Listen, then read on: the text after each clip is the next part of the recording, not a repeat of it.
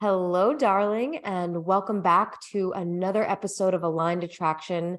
I am so excited to be here with you today.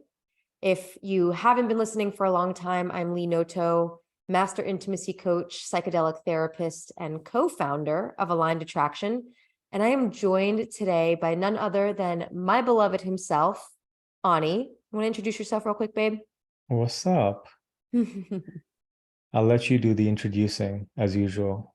This is my beau, Ani Manian, who is also a masterful coach, both in the space of intimacy, business, and he is also the co-founder of Aligned Attraction. And we're about to have a powerful ass conversation today, something that we've been giving a lot of thought to in our relationship and in the work that we do with women. And I'll just start off by saying that this episode is a part of a series that we are sharing right now that's leading up to a live virtual workshop that we're hosting on Monday, May 1st from 6 to 8 p.m. Central. And it's called The Commitment Code. And it is all about how high-achieving, powerful, badass women can inspire the commitment of a grounded man who's doing his inner work, a high value man. How do we as women inspire commitment from a man? Because I'll just start by saying that we can't force anyone to commit to us, but we can inspire them to commit to us. So that's what we're going to be talking about today. And if any of this lands, resonates, activates you, triggers you, moves you, causes you to feel something, then we want you there at the Commitment Code with us on Monday. I'm going to drop the link in the show notes so you can register. Everything will be there for you. All right, so let's dive into this conversation because this is a really juicy one. I have had so many women come to me in my Instagram inbox, via email, my own personal friends, asking how to attract and keep a high quality committed man. And I've given this a lot of thought because while I was on my journey to calling my beloved in, Ani, I thought about this and felt into this all the time. And I want to first start by level setting with everyone. What is a high value man or a high quality man? Just so that we can all be on the same page. And I invite you, if you're not operating machinery or a motor vehicle, to close your eyes while I share this, especially if you're a single woman who's ready to call in her man. I really want you to envision this for yourself and feel what this kind of man feels like in your body. Okay, so a high value man is a man who is doing his inner work. He is seeking to make himself better, to see where his blind spots are. He's seeking to understand how he can be even more of the man that he is without conditioning, without wounding. This man's consistent and reliable. He shows up. When he gives his word to something, he keeps it. And if he can't keep it, he communicates it. He's reliable. You feel his energy in how he shows up. And he shows up the same every time. He's emotionally available. In other words, he's willing to share where he's at honestly. He's willing to let you know what his needs and boundaries are. He's connected to his desires, and he's truthful when he communicates. This is a man who leads his life with integrity. So when he says he's going to do something, he does it, and he walks his talk. He shows up with this provider energy. Even if you're a woman who can already provide for yourself, he wants to open doors. He wants to protect you. He wants to let you walk on the inside of the street when there are cars coming by. This is a man who's connected to his purpose. He has a clear sense of direction in his life, and he holds himself accountable. He shows up to you with presence. So when you and him are interacting, you are the only person that exists. There is nothing else that can take his energy away. And this is a man who wants to love and honor and respect every inch of your body while ravishing you completely And he wants to feel and know all of you. He craves your wildness. He wants to experience your emotions, your thoughts, your feelings. He wants to hear about your dreams and desires. This is a high value man. And this kind of man cannot be forced into commitment. He can only be inspired into commitment. He is a king. He has that king-like energy. And when he walks into a room, you just feel him. He doesn't have to say anything. And this is the kind of man who's in search of his queen. And he's looking for something very particular in a woman. And so we want to really dive in today to what exactly inspires commitment from this kind of man, and the don't list. Here are the things to embody, or to not embody rather, if you want to inspire commitment from a high value man. Before I hop in, is there anything, Ani, as a high value man, that is really alive for you right now? Yeah, I think it's important to just underscore that this is not a moral classification. When we talk about value, it's, morality, good or bad, all of these dichotomies get mixed in. When I think of that term, high value, in my mind, anything that has high value is just desired more. There's more, it's sought out more. And so you can think about, Gucci bags or the Birkin bag, which has a certain built-in scarcity because there's a lot of people that want it and the supply of it is fairly limited. And so when we think about high value men and high value women, what makes them high value is how desired or sought out they are. And the reason why they're desired so much compared to other people is because they've actually forged themselves in certain ways. And I think that's true for men and women. I think both men and women, and everyone in between, goes through this forging of themselves. And we can do that physically. We can forge ourselves with exercise and strength training and sprinting and running and all of these things. We can forge our mind in a variety of different ways by learning, by becoming more self-aware about our habits and patterns. We can also forge our energy. We can forge our energy, the energetic signature with which we show up and make a dent in the world, and the impression we leave on people we interact with. And we can, forge our polarity as well, how we show up and what kind of a response or reaction or ripple it creates in the people around us and the world around us. So I think it's important to underscore that when we talk about value, what we're really talking about is someone who's taken leadership for themselves to develop themselves. And often this is an uncomfortable process by definition, right? When someone wakes up one day and they realize that they got too comfortable, they got too self-indulgent, and they ate too much ice cream and too many sweets, and didn't exert themselves enough, and they've put on a little bit of weight. If they want to take responsibility for their body, what they would do is they would use discomfort. They would start walking, they would start exercising, they would start restricting calories, right? They would shift where they get their calories from sugary treats to nutritionally dense food that has a lot of macro and micronutrients. And it's usually through a process of discomfort that they forge their body, that they forge their physique. And this is why we like people, we admire people, we respect people who've taken the time to forge their bodies. And it's the same thing when it comes to wealth and success. It's the same thing when it comes to everything else. And so relationships are no different.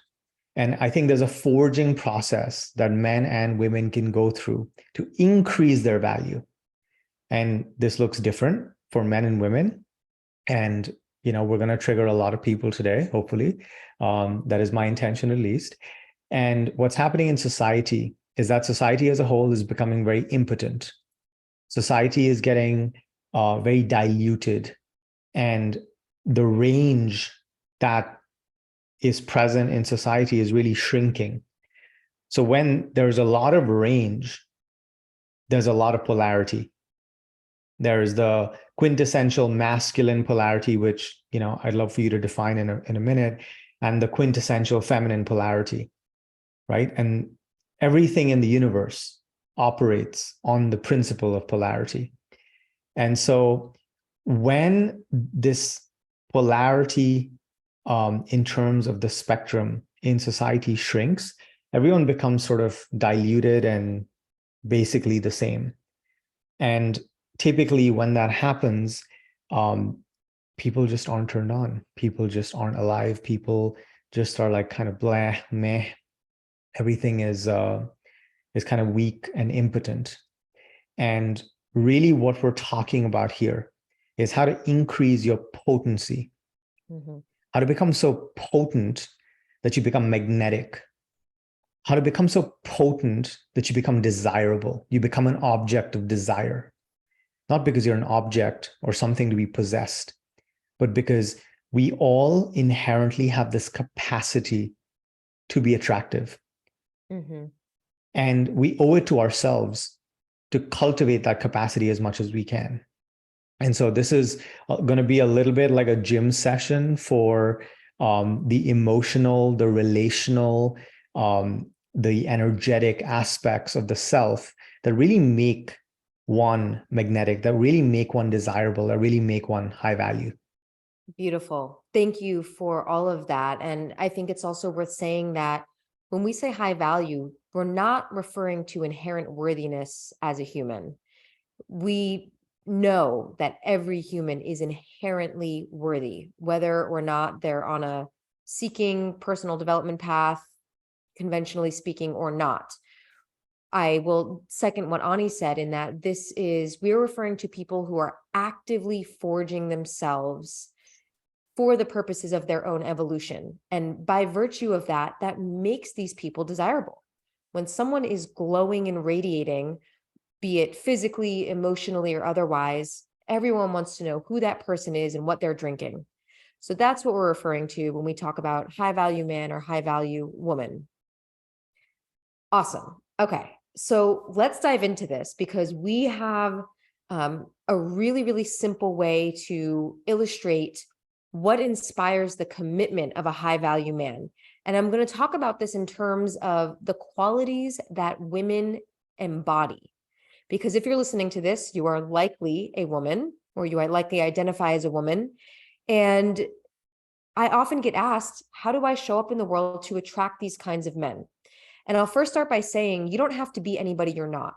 This whole journey of love is not about becoming someone you're not. It is about becoming even more of who you are without the conditioning, without the societal impressions, the one who you were born to be, your powerful, potent self. So let's get into it. We're talking about these values, these qualities of a woman. And one of the things that I think is so simple to start off with off the bat is when a woman is really connected to her body, her needs, her desires, her boundaries, because she has made it safe enough inside of herself to understand these aspects of her and get really intimate with her emotions, the sensations that arise, her fears.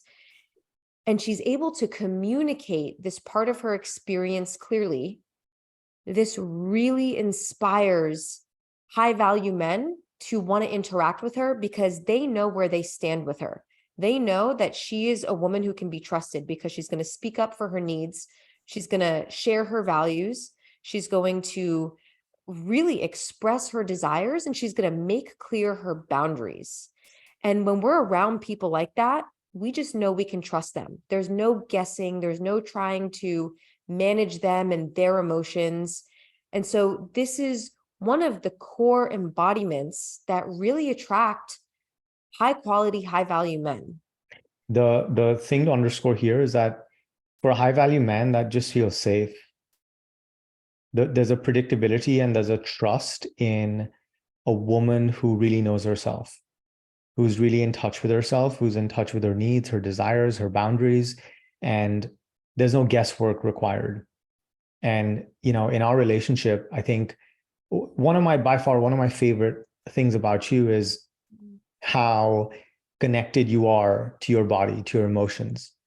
And it feels so good for me because that program doesn't have to run in my mind constantly, where I have to keep track of and guess and anticipate your needs and put that responsibility on me to meet them often when, you know, in the case that you might not be connected to them yourself. Right. And so high value men, and this is, you know, there's going to be a lot of generalizations here, but high value men typically don't want more drama. Mm-hmm. To put it bluntly, we don't want more work.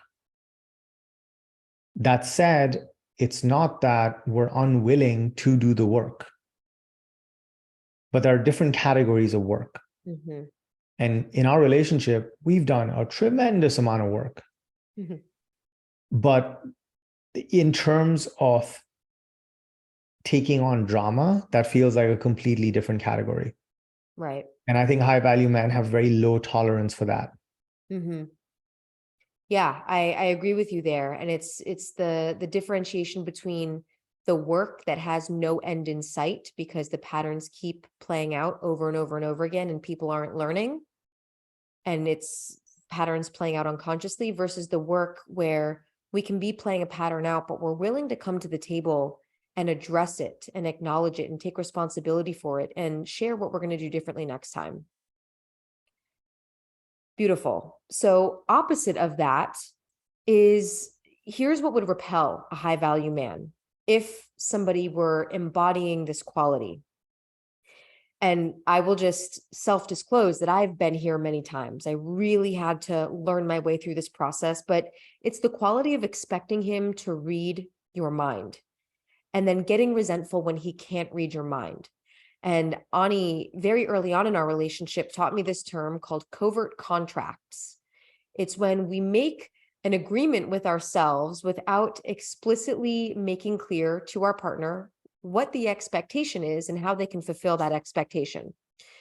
So, you know, when I used to show up with the expectation that Ani would just know what I needed, that wasn't very attractive to him. It didn't help him be on the same page as me. And so that is the thing on the list of not to do if you want to really continuously relate to a high value man. And something important here to caveat is that in that and in other stuff we're going to be talking about, this is by no means something you should use to beat yourself up or feel bad about. And none of this is meant to be, it may be triggering. I don't think triggers are a bad thing. I think as a society, we need to collectively learn to be triggered more elegantly and hold that trigger without expecting the world to be different. But I think we have to also understand that a lot of what you're going to hear, if you exhibit these behaviors or tendencies as an adult, these are adaptations that were created to conditions in your childhood. So we hold a lot of love and regard for these adaptive traits that you've developed, often as a compensatory strategy to create safety for yourself, to maintain relationship, to get your core needs met. So by no means are we labeling or trying to put anyone in a box, but it is helpful for us to grow and develop to become aware of some of our patterns. And it's much easier when we can name those patterns, and then we can understand what they represent, why they came to be, and how we can unwind those patterns. And that's what the journey of growth really is. So in this case, if you had a parent who was not really attuned to your needs, then what's going to happen is you're going to grow up and you're going to seek, in some ways, the perfect parent who is compensating for that experience you had in your childhood, who can read your mind, who can know your needs before you know your needs, who can anticipate those needs and meet them, because you're looking to resolve that original wound. And a lot of times adult relationships will blow up because of some of these tendencies, because that is not a fair expectation to put on anyone, right? We have to take radical responsibility for our needs. And you could be with the perfect partner and they will fail. And when they fail, you will find a reason to justify why you shouldn't be with them. And what's going to happen is that there's that self-sabotaging tendency that's going to keep coming in, and it's going to blow up those relationships. So the moral of the story here is you have to develop that relationship with yourself. You have to develop that capacity to intercept and understand what your needs are, what your experience is in the moment, what the state of your nervous system is.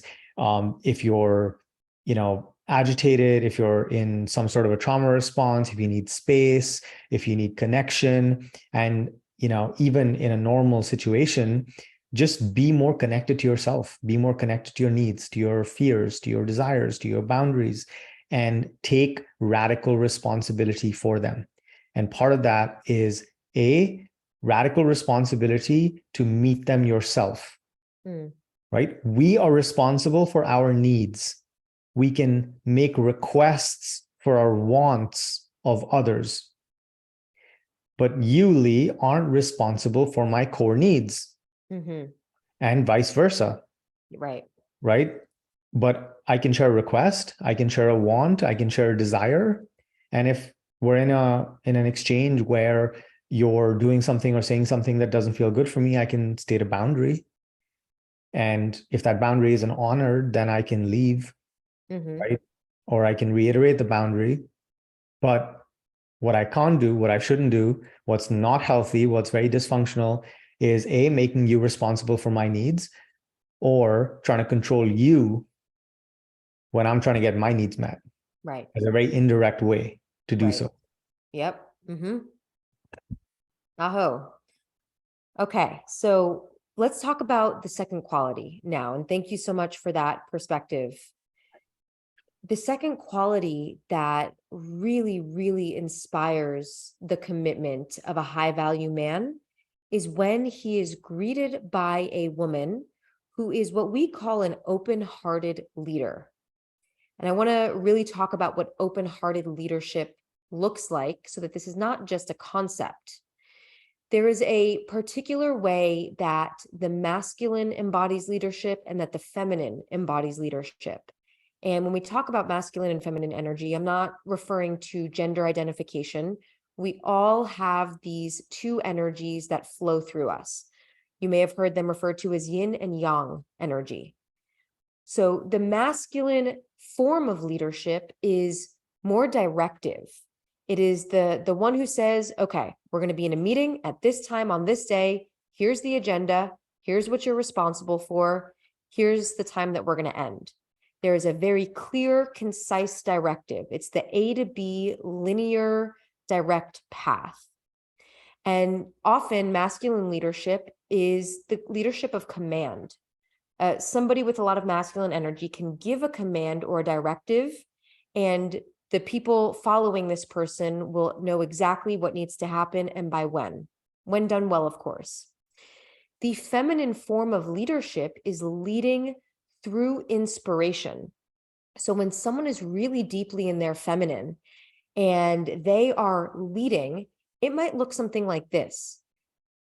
you might see someone who's so deeply embodied. They are having a great time. Maybe it's somebody on a dance floor and they are the only person dancing and no one's dancing. And this person is out there like nobody's watching. And they are so deeply inspiring to the people watching that they lead those people through their energy to hop onto the dance floor and join them because they're so embodied. They are so in a place of presence and open-heartedness that this is the kind of leadership that creates movements. So we inspire people into a vision versus telling them what the vision is.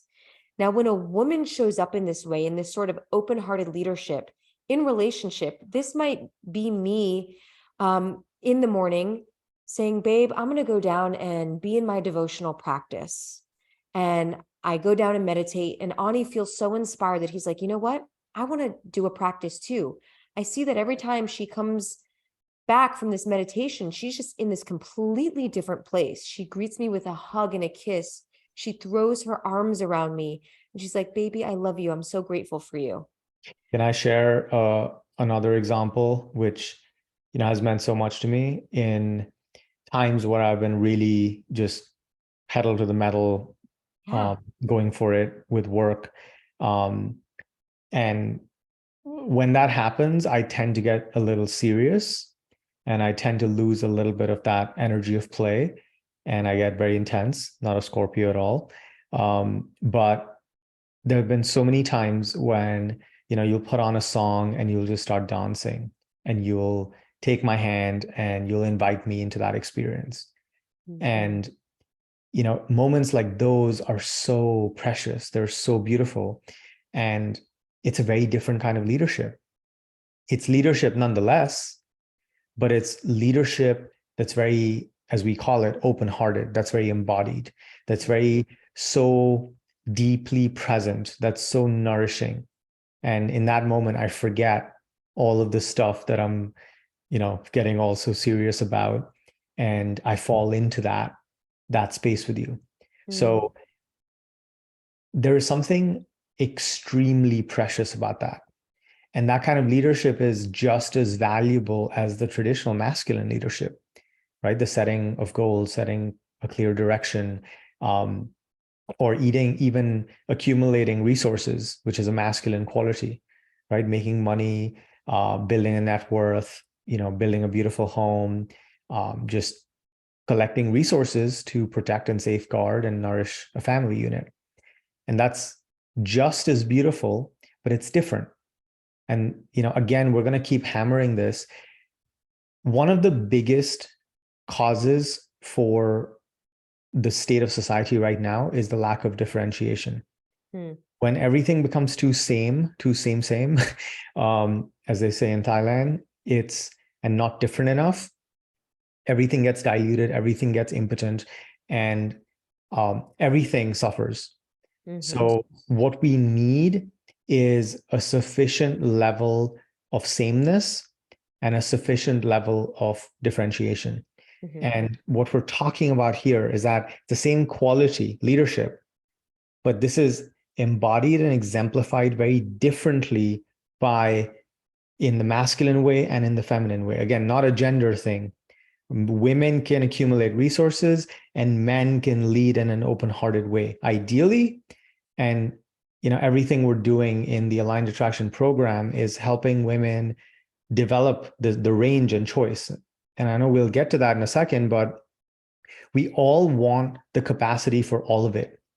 Like you and I, Lee, we're not in the kind of relationship where you're aspiring to be a stay-at-home, passive, purposeless person who's, relying on me for, support and security and safety. You're a very powerful woman and you are walking in this world with a lot of purpose. You have a big ambition, you have a big desire for impact, and I love it. But you are also able to bring polarity in all these other ways. And so I think this was one of the things we wanted to talk about. It's women don't have to surrender their ambition to be feminine. Women don't have to give up the desire to be successful. That's not a precondition for femininity. But what needs to happen is there needs to be both choice and range in being able to switch polarity. Because this is really, really important. And in our model, in the aligned attraction model, these two dimensions are so important: choice and range. Range, because we want access to the full range, the full spectrum of polarity. I want to be able to be clear, direct, visionary, set a goal, crush it. And you do as well, because you have hopes, dreams, ambitions, and a desire to create impact. That's beautiful. But the other half of the range, being receptive, being open, being loving, being nurturing, we want access to that too. And the same for me.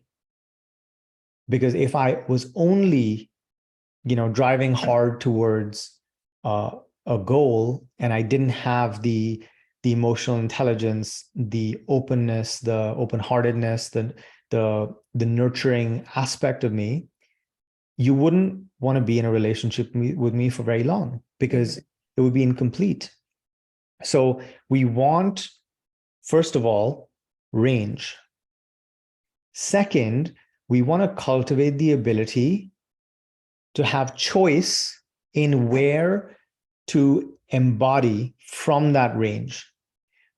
Because what we don't want to do is we don't want to be stuck in one point or one section of that spectrum.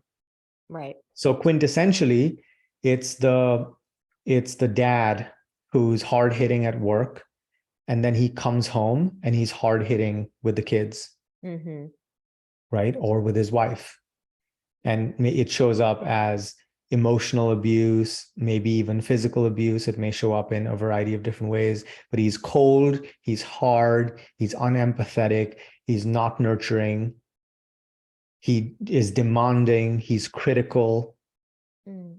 And that doesn't feel good, right? And he doesn't have range. He doesn't have the choice to occupy any other part of the spectrum. Right.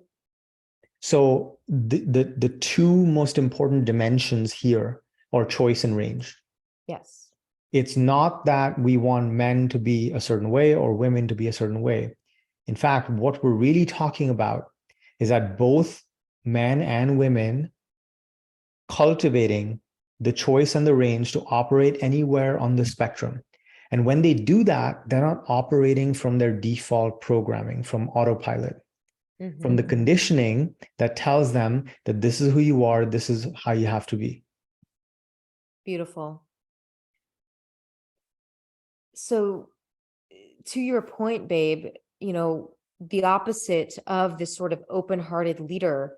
Well, let me actually there was something else that I wanted to share in there, which was another aspect of the open-hearted leader is the ability to stay open even when hardship occurs. This has been one of the biggest initiatory forces in our relationship, because it's so easy to shut down when someone, quote unquote, pisses us off. Right? It's so easy to just close up, to wall off, to push away, to avoid, to disconnect and withdraw. And when any person, but we're just talking about women in this instance, can remain open, yet have clear boundaries and still be receptive to her partner, even if what she's receiving from her partner is not desirable, and clearly communicate that while remaining open-hearted, there is something so magnetic and elegant and regal about this quality in a woman. It's really powerful. Can you share an example of that? Because you've embodied that so much in our relationship, and I've learned so much from you. And again, this is a learned characteristic. This is a learned behavior. We learn how to show up in conflict from our family unit, from our primary caregivers, from watching our parents fight and argue. And what I learned was first it escalates into anger, then rage, and then usually there's some sort of big rupture, and then it's the silent treatment. Everyone just totally walls off, and that goes on for an undefined amount of time. Could be hours, could be days, sometimes weeks. And then at some point, that turns into normalcy. No segue, just abrupt normalcy and pretending that none of that ever happened. Yeah. So what I used to struggle with, in parts of our relationship was when we had a rupture, every part of me wanted to just wall up and wall off. And it felt really, really, really challenging and really dangerous for me to open my heart and to let you back in. And this is something that I'm so deeply grateful to you for, because you've led at so many points in our relationship in those moments where, when roles are reversed, you've actually opened your heart. You've been quick to forgive. You've been quick to want to reconnect. And that's strength, right? That's power. And that inspires a high value man. Oh, thank you. I received that. I think you spoke to it. So beautiful. Beautiful. Yeah. So let's talk about the opposite of the open-hearted leader, which falls in, two places on the spectrum. We have the person or the woman who shows up as hyper independent or hyper codependent. And so both of these characteristics, both of these learned adaptations are not going to inspire commitment in a high value man. So this is sort of the archetype of the woman who's like, fuck you, I don't need you, I can do it on my own. And there's a very specific reason why that way of being got developed. And I was definitely there for a long time. And then there is the sort of codependent embodiment, which is, I can't do it without you. I need you for my safety and protection. And I also played in that arena for a while as well. And I oscillated back and forth between them. But, when I'll just speak from personal experience. When I inhabited either of those states, hyper independent, fuck you, I don't need you, or hyper codependent, I need you for my survival and safety, I didn't feel fully empowered. I didn't feel inspired by myself. And certainly, I think there's a lot of context around, working through and resolving trauma and really learning to regulate my nervous system that we can go into in a different episode. But I just know that as a woman, I feel most inspired by myself when I can really step back and take a moment to assess what's happening internally, what I need from myself, what requests I can make, and how I can come back to a place of open-heartedness, first with myself and then with you as my partner. So you preempted me because I was going to go into the trauma stuff, but we could be here for 4 hours. I know.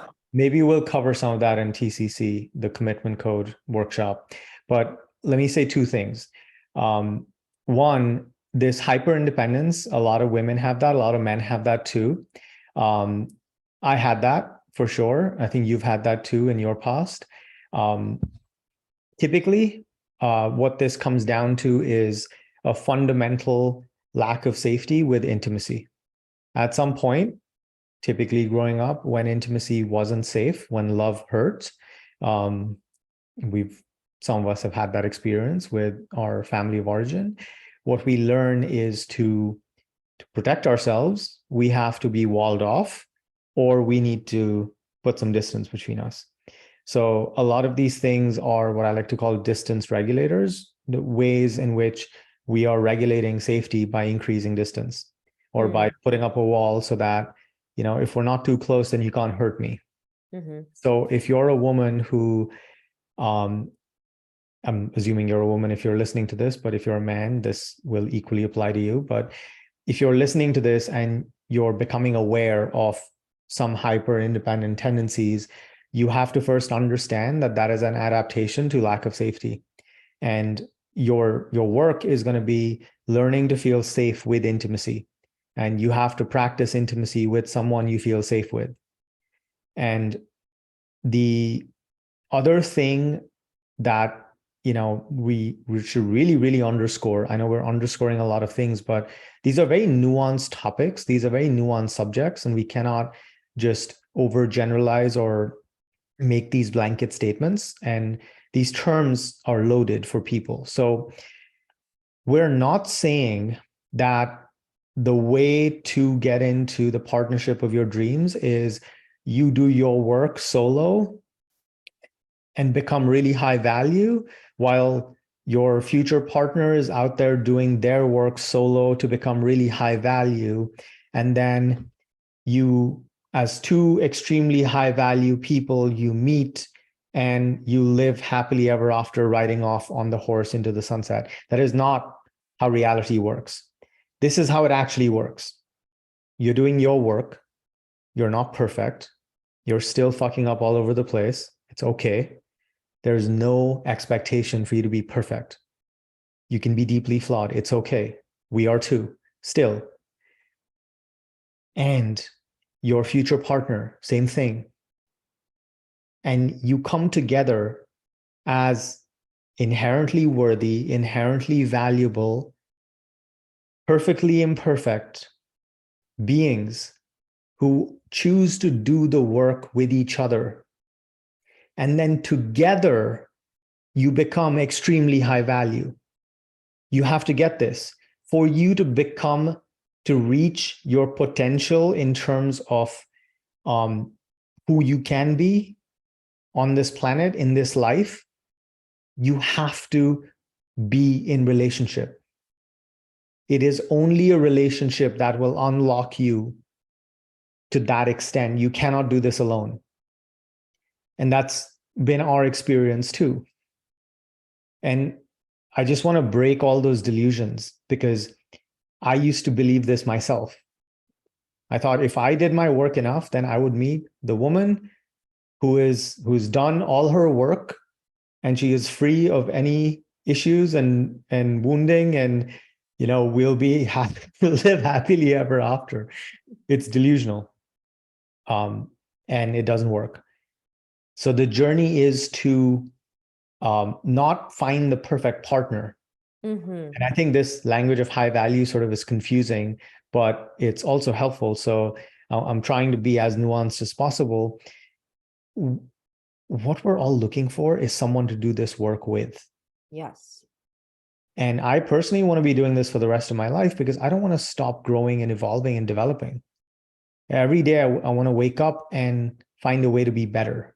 Mm. And that is, again, not a qualification in terms of my inherent worthiness or value, right? Wanting to be better doesn't mean that who I am today is less than who I will be tomorrow.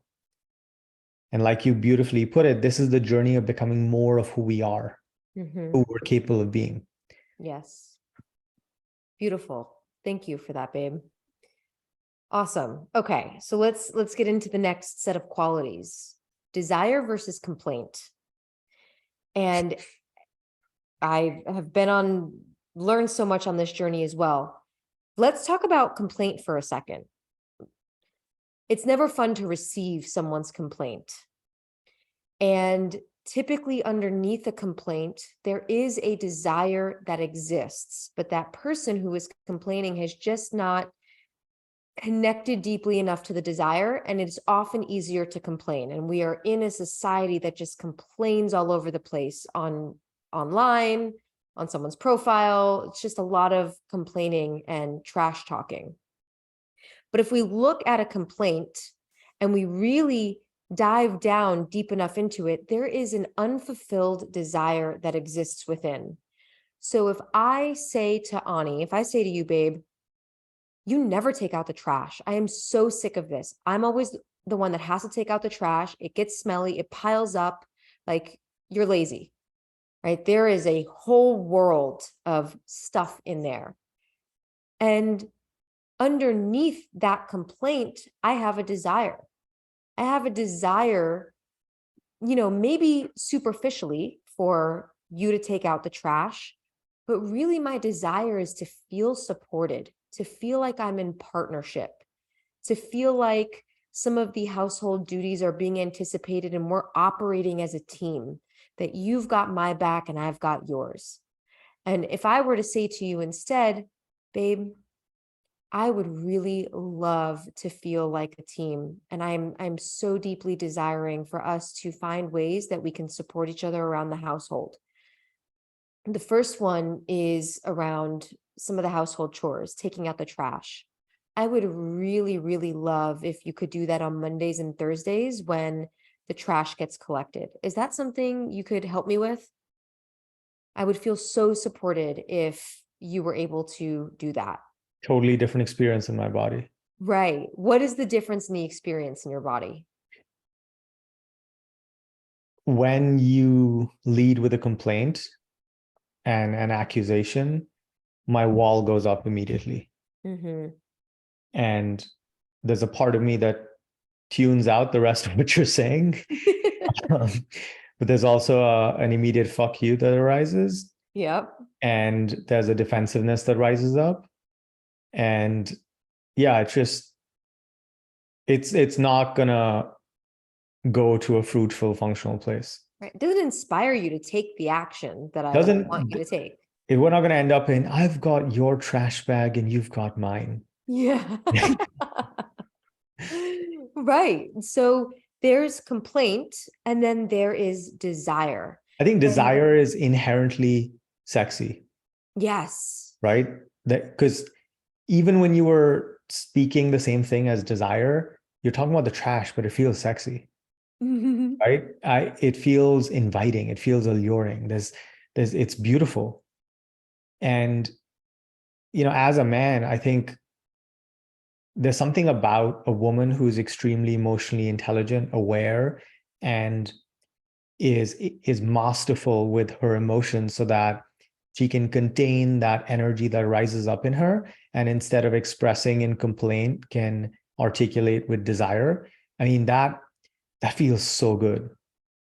And it's very disarming. It inspires me to I kind of want to just pause right now and go up and take the trash out, to be honest.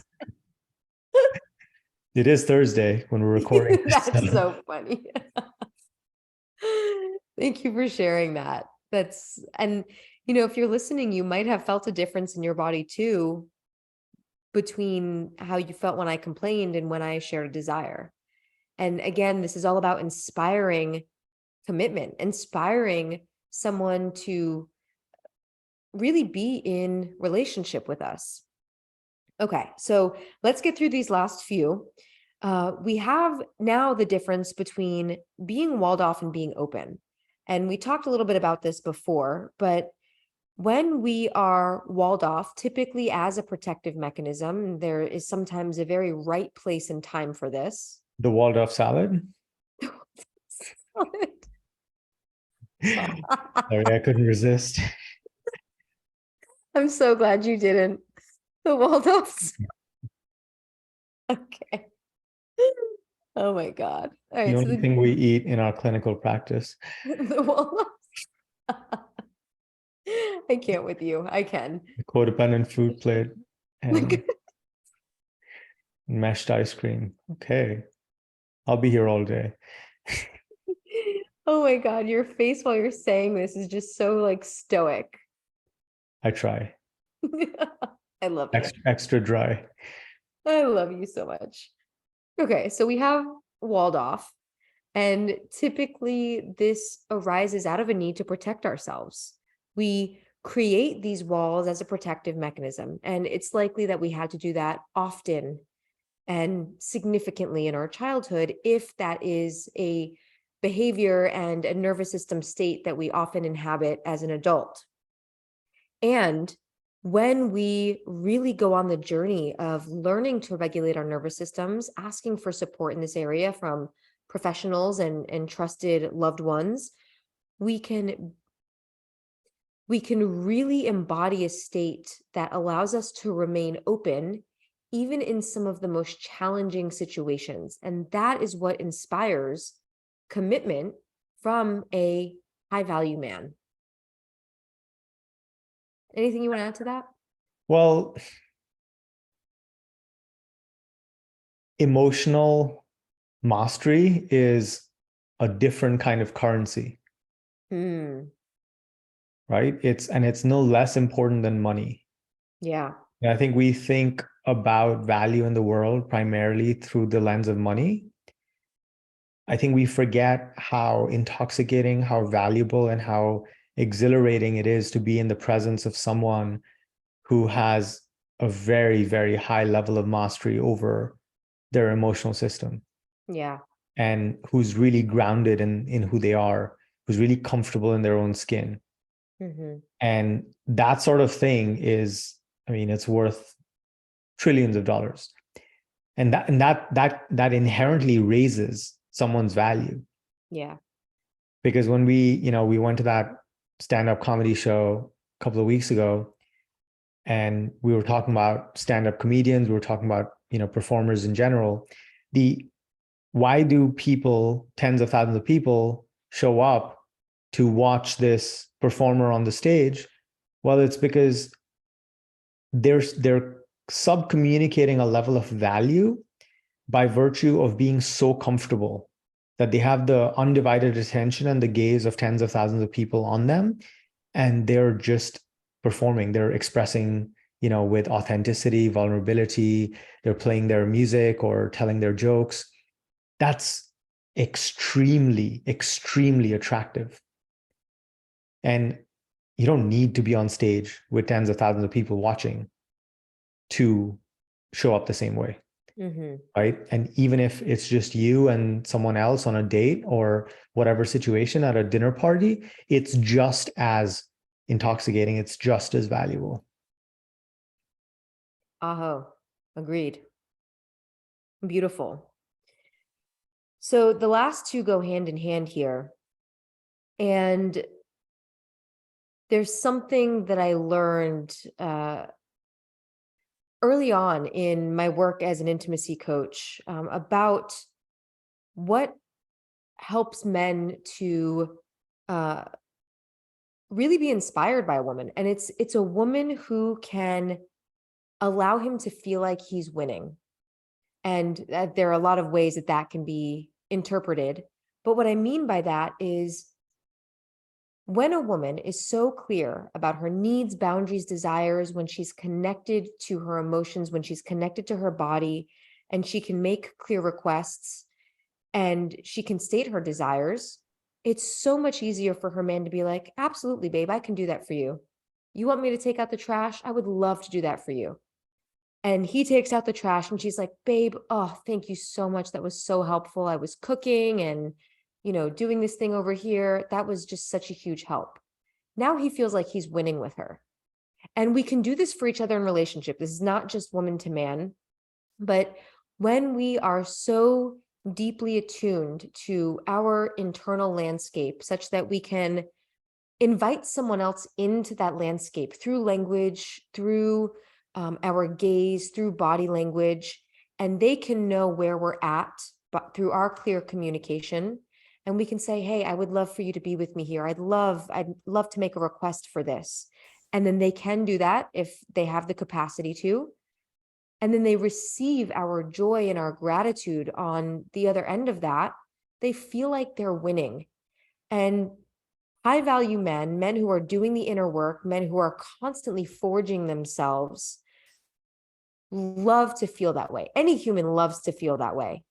And what is so attractive to these kinds of men is when we can share with them the map to the treasure. Yeah. And another underscore is you can do this on a date. You can do this in the dating courtship process. You can do this in a relationship. And you can do this talking to a stranger at a coffee shop, because we're talking about universal principles of relating. And this is how and we can do this with ourselves, right? Everything, literally everything we're talking about, the beauty of this is that the only way to inspire that level of commitment in someone else towards us is for us to already embody that for ourselves. Mm. Right? The only reason why we are still in a relationship is because, very early on, I could feel your commitment to yourself. And I imagine vice versa. And so that's sort of the glue that holds every interaction together. Beautiful. And, opposite of that is, for those listening, you may have had an experience like this. There's just someone in your life and you feel like you can never win with them. No matter how much you try, how hard you try, how many times you do the thing or say the thing, it just never feels like it's enough. And if you think back to a scenario like that, you just don't feel like you can win with that person. It's not fun to relate to them. It's not joyful. It's not pleasurable. It's not connected. And so the same thing is true here, whether that is on a first date, in a text exchange before you even meet someone, or many years into a relationship. We want to be the kinds of humans that take responsibility for our needs and desires and communicate them clearly so that people can feel successful in the relationship with us and that we can feel successful in the relationship with us. Yeah, beautifully said. And again, a great place to practice is with yourself, right? Do you find yourself really never being able to win with yourself? Are you always critical with yourself? Can you just never get ahead or come out on top? That's a great place to practice the compassion, the empathy, the loving, nurturing presence where it's okay. And chances are, if you can cultivate that capacity with yourself, it'll come much, much, much easier with someone else. Hear ye, hear ye. Beautiful. Okay, so let's get into the last one. Something you wanted to say? No, go for it. All right. Last one here on the list of how to inspire the commitment of a high value man is the difference between empowering a man and emasculating a man. So let's talk about this concept of emasculation.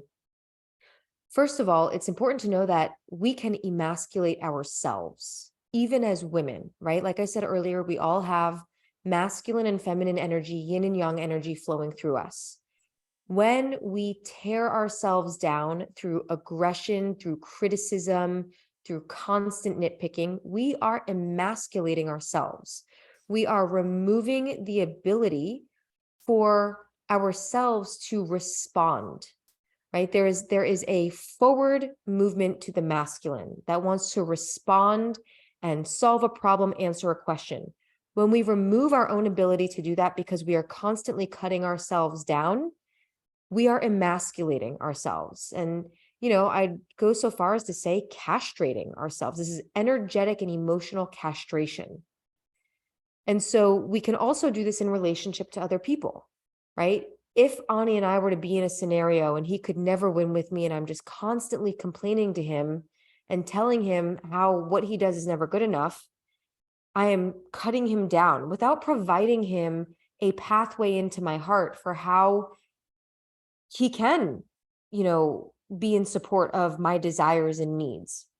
And so emasculation is a very particular energy of frustration, anger, rage projected at someone that removes their ability to respond and removes their ability to be able to be successful in that relationship. And the opposite of that is empowerment.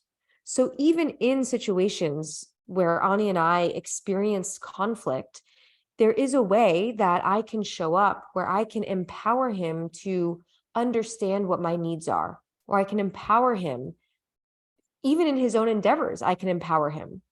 And so there's a different energy of empowerment, first within myself. Am I empowered to know what my body needs? Do I need space? Do I need a hug? Do I need to really just be witnessed in something and not given feedback? What is my level of self-empowerment within myself and my ability to respond to my own needs, desires, boundaries? And then how do I communicate that clearly to my partner so that he feels empowered to really support me in the way that I need supporting and in the way that he really wants to support me? And the fractal strikes again, because a disempowered person can't really truly empower someone else. Right? If you're feeling disempowered with yourself, you don't have the capacity to truly empower someone else, because we can only do that from a place of wholeness. And the trick to this whole game is that you have to become that kind of partner to yourself that you're looking for outside yourself. Yes. And when you do, then those people automatically appear who are a reflection of how you've been already treating yourself, how loving and nurturing and empowering you've been with yourself. Beautiful. And that segues us perfectly because, like I said in the beginning of the episode, we are about to kick off a live, powerful experience on Zoom. So you can join us from wherever you are, called the Commitment Code. And Ani was just talking about the fractalic, mirror-like nature of how the universe works, wherein everything we attract into our field, into our lives, is a reflection of us somehow.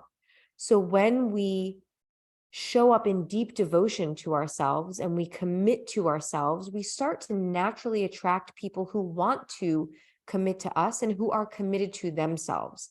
And that is the whole quote unquote secret of attracting high quality men who are doing the inner work, who are ready to roll their sleeves up and learn and grow alongside you as a powerful woman who's doing the inner work. We're going to be diving very deep into this, even more deeply than we did in this episode, inside the Commitment Code workshop. So if any of this spoke to you, triggered you, activated you, moved you, really resonated and landed, we want you there. You have got to be there. We are doing this on May 1st, Monday. So this coming Monday, if you're listening to this, from 6 to 8 p.m. Central. I'm going to put the link to register in the show notes.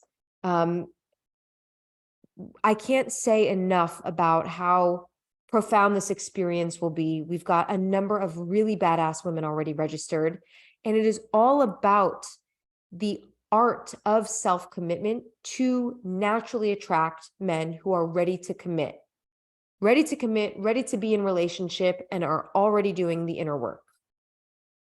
And if you're watching this or listening to this long after, then click the URL anyway, because we might be hosting it again. Beautiful. We will be hosting this workshop regularly, so click the URL anyway. And if we're not already connected on social media, let's connect there at @linoto_. If something in this episode really resonated for you, we invite you to share this out. And if you know of a woman whose life this would really touch, please share this with her. We are so deeply in service to getting these messages out to as many people as possible. And we so appreciate your support in that. Babe, any closing remarks, anything else you'd like to add before we close this episode? No, just that, find that level of devotion and commitment to yourself that inspires other people all around you. Like, I think if we can boil everything down to one thing, it would be that. But more to come in the Commitment Code. Join us there. We'd be excited to see you and even dialogue, because I know we'll have some spots for hot seat coaching as well. We will. Like, share, subscribe, leave a rating, all the good things. And until next time. Until next time, much love and good vibes.